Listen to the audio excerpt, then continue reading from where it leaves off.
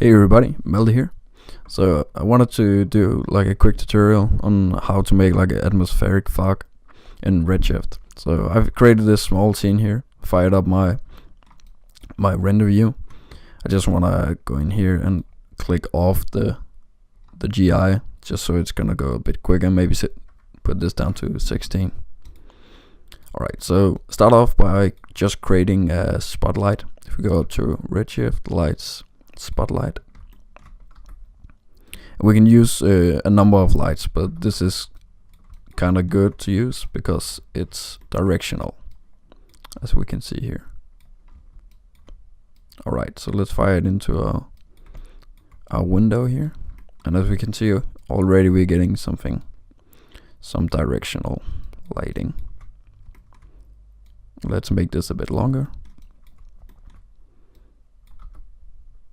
and turn this a bit down. And let's make sure it's hitting both windows. And let's get a good and nice angle here. Alright, something like this. So now we have something. Okay, and then if you want the atmospheric light, we need to go to Redshift, objects, and Redshift environments, or environment. Okay, so right now, as you can see, it's clearly not showing anything. So we can do this in all the lights. We can go into volume and then put the contribution Jesus, I can't talk. The contribution scale up a bit. So let's see. So right off the bat, we are already getting some nice lighting. And when we have these objects, as I have here, it just gives these nice cutouts. I really love lighting like this. Okay, so right now it's just if we put on the bucket rendering, as you can see, except that it's actually noisy from not having enough samples. So let's just turn this up a bit again to 128 maybe, and see if it cleans it up a bit. But as you can see, there's no noise in it. Alright, so what we can do is go into Create, Redshift, Utilities, and Noise Volume. This is just gonna give us a basic shader, a noise shader. Let's put this on the Redshift environment, and as you can see already, it's turning the light a bit down, but we are getting these black spots around here. Alright, so if we go into the Redshift environment, let's turn off bucket rendering again. We can see the scattering here. The scattering is basically doing what it says. It's choosing how much it's gonna scatter inside like the lightings area here, the area that we already seeing. So let's just turn this like to here. The attenuation is, I think that's how you pronounce it, is choosing like how far away from the camera we are in, like how far away the smoke is gonna show. So it's not gonna be, as you can see it here, but it's gonna make more sense if you're doing like a big city or something like that.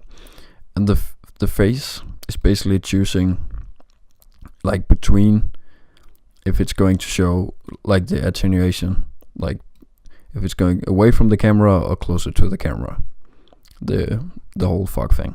So let's just put this back to default, and this as well. So we can open up our shader here, and then we have just a usual noise shader. So the complexity is choosing like how complex the noise patterns is gonna be. So let's see here. Let's just fire this up a bit. We're not gonna see much right now, I think. So if we want like this to be a bit smaller, we can either do it in the frequency scale, or we can do it in the coordinates, so the overall scale here. And if we just take this up a bit, as you can see already now, it's way too small. So it's very sensitive apparently. So something like this, I like this. Right, so if we go into the color, we can obviously choose the color. So if you want some more crazy lighting like this, we can do that. So I usually don't mess around with the minimum here and the maximum, but the bias is choosing like if we want to go towards the blue color, or the lower input, or if we want to go towards the upper input. So very useful. as you can see now, it's just getting like some really like moony, dark, like I don't know, scary movie kind of feel. Like this looks like something from the moon, right? So the moon fog, atmospheric fog.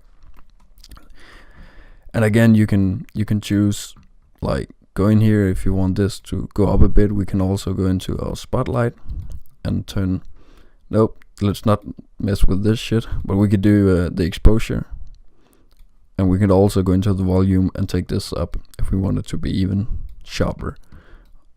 Alright, so I think that's gonna be it. But as you can see now, I love these effects. But now we can like animate this, and we probably gonna get some nice effect. As you can see, it's rendering pretty quickly as well. Right now it's probably not so clean. Well, it's actually fine, but we don't have GI or anything.